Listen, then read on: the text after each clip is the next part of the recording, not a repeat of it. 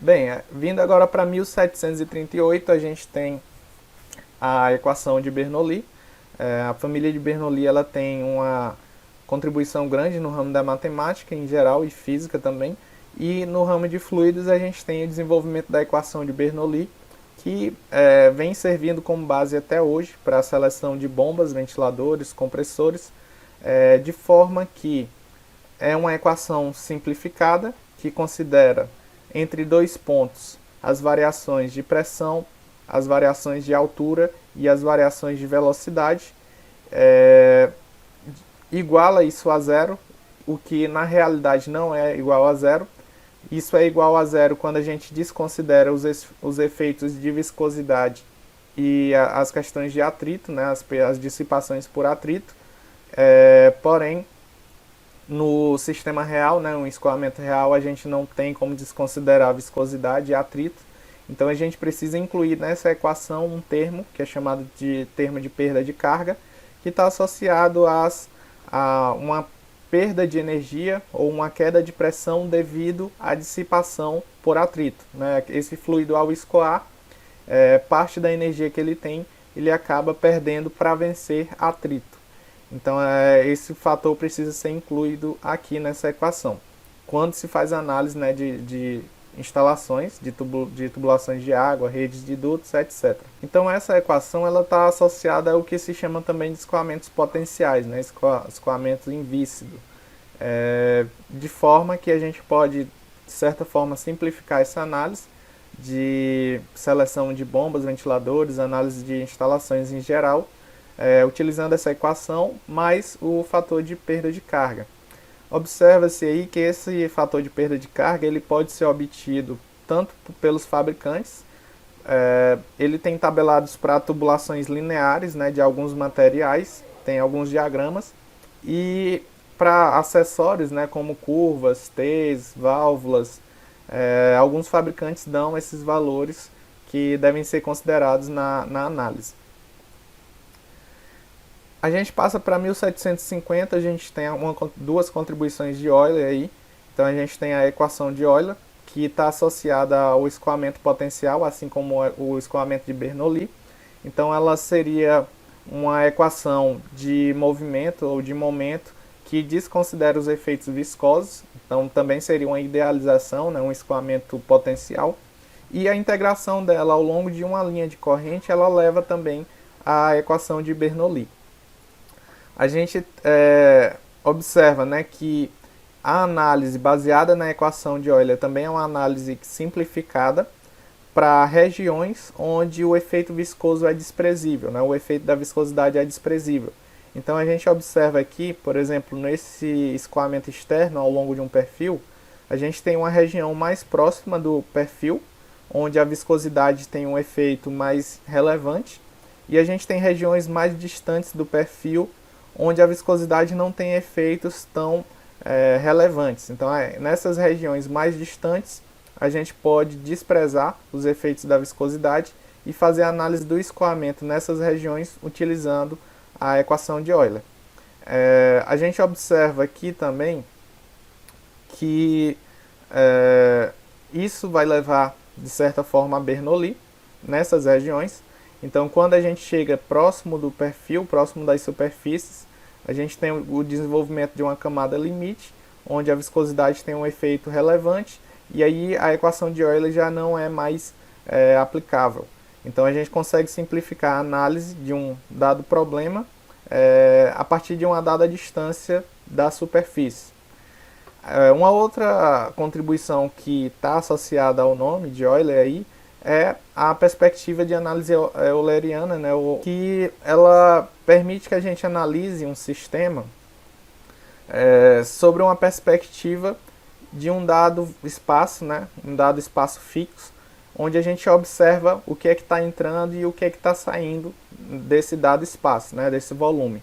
Então, a partir dessa perspectiva, a gente desconsidera o que ocorre internamente a esse volume, que seria um volume de controle, e a gente analisa as interações dessa região baseado nos fluxos, né, que estão entrando e saindo. Enquanto, pela outra perspectiva, a gente teria que pegar uma dada partícula e acompanhar ela ao longo de todo o escoamento, o que seria bem mais complicado.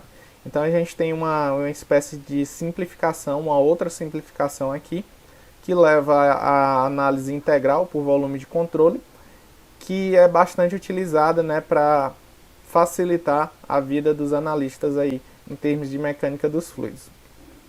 A partir dessa perspectiva aqui de volume de controle, a gente vai ter as definições do campo de velocidade, né? Os campos de propriedades em si. E aí a gente passa a ter que a velocidade ela se torna uma propriedade, né, de um dado campo, onde ela é caracterizada em função de espaço e de tempo. Então a gente passa a ter a velocidade como uma função, não uma propriedade não de uma partícula específica, né, mas uma propriedade de um campo. E aí a gente tem um sistema de equações que consegue caracterizar a velocidade em cada ponto desse campo de escoamento. A gente passa aqui para 1822 com Venturi. Então a gente tem até hoje, né, dispositivos que utilizam do princípio de Venturi para fazer avaliação de medição de fluxo, de vazão, como por exemplo esse daqui.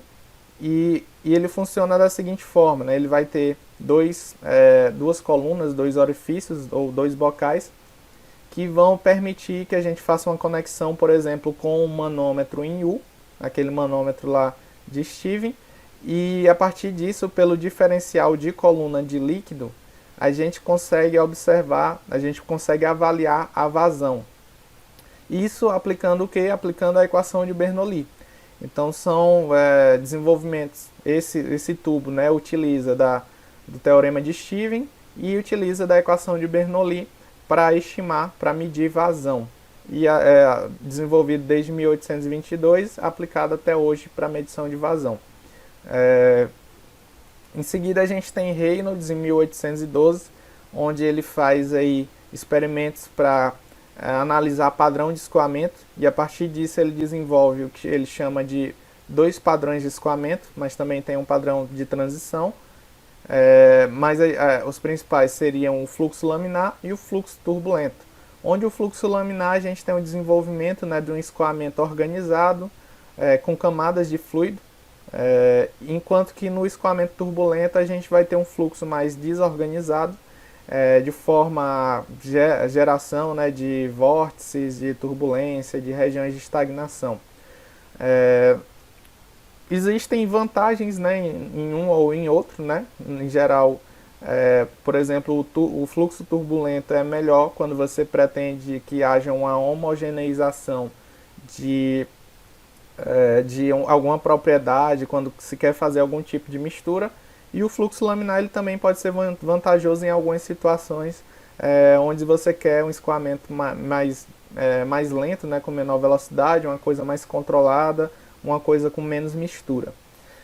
A partir dos experimentos a gente tem o desenvolvimento de um número adimensional, que é o número de Reynolds, que relaciona as forças inerciais com as forças viscosas. E esse número ele permite, né, quantificar, dependendo do tipo de escoamento, se esse escoamento vai ter um padrão turbulento ou laminar, ou em transição, né, o que é associado a um Reynolds crítico. As forças viscosas estão associadas à densidade, velocidade e um comprimento característico, e as forças inerciais estão associadas à viscosidade do fluido. Por fim, a gente tem aqui Prandtl, em 1904, que desenvolve a teoria da camada limite, e essa teoria ela é muito importante para complementar a análise de um escoamento quando há o envolvimento de superfícies. Por quê? Porque a gente viu a equação de Euler, que vai se aplicar às regiões do escoamento onde a viscosidade não tem um efeito relevante, e à medida que a gente se aproxima de uma dada superfície, a gente observa, né, que a viscosidade passa a ter efeito. E à medida que essa viscosidade passa a ter efeito, a gente passa a ter taxas de deformação do fluido, promovendo o perfil de velocidade, né, um gradiente de velocidade. E aí a gente tem o desenvolvimento a partir de Prandtl para análise dessa região. Então a gente teria a possibilidade de uma análise simplificada por Euler ou Bernoulli na região distante dessa superfície, e na região próxima da superfície a gente teria uma outra teoria, um outro modelo a ser aplicado, que seria o modelo associado à teoria da camada limite. A partir desse modelo a gente tem o desenvolvimento de uma camada limite que ele considera laminar, uma transição, e depois a gente tem o desenvolvimento de uma camada limite turbulenta.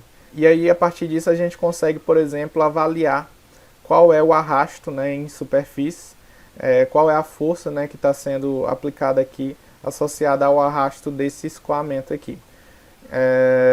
A gente tem também, né, a análise de pontos de separação, né, esteiras viscosas que são desenvolvidas.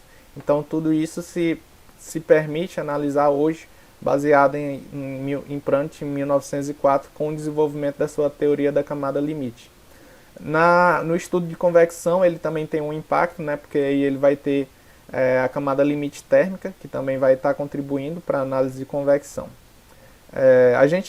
Existem, né, avanços da mecânica dos fluidos de 1904 para cá, principalmente associados ao desenvolvimento de simulação numérica, mas a gente para o nosso histórico aqui, porque as nossas aplicações vão principalmente até esse período aí de 1904.